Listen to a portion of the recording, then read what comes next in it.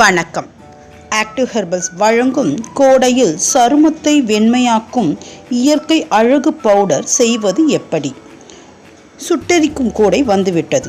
நம்மால் வெளியில் கூட தலை காட்ட முடியாத வெயில் தொடங்கிவிட்டது.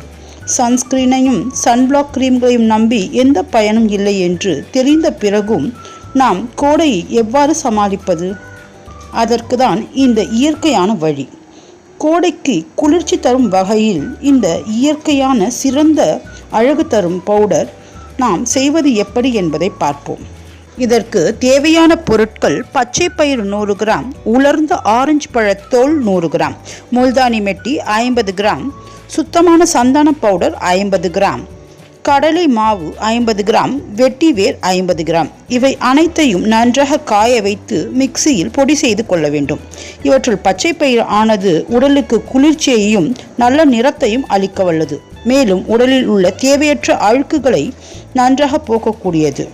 ஆரஞ்சு பழத்தோலானது விட்டமின் சி அதிகமாக நிறைந்துள்ளதால் இது ப்ளீச்சிங் போன்று செயல்பட்டு முகத்திற்கு நல்ல வெண்மையை கொடுக்கிறது.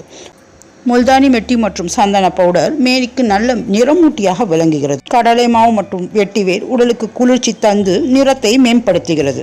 இவை அனைத்தையும் நன்றாக அரைத்து ஒரு டப்பியில் வைத்து கொள்ள வேண்டும். முதலில் எண்ணெய் பசி சருமம் இருப்பவர்கள் இதை எப்படி உபயோகிக்க வேண்டும் என்பதை பார்ப்போம்.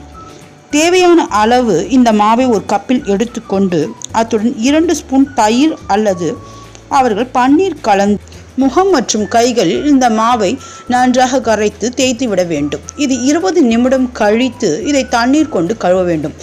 இப்பொழுது கருமையானது நன்றாக அகன்று நல்ல வெண்மை நிறம் கைகளுக்கும் முகத்திற்கும் கிடைத்திருக்கும். மேலும் வெயிலுக்கு நல்ல குளிர்ச்சி தன்மையையும் கொடுக்கும். தயிரில் உள்ள லாக்டிக் அமிலமானது நல்ல நிறத்தை கொடுக்க வல்லது.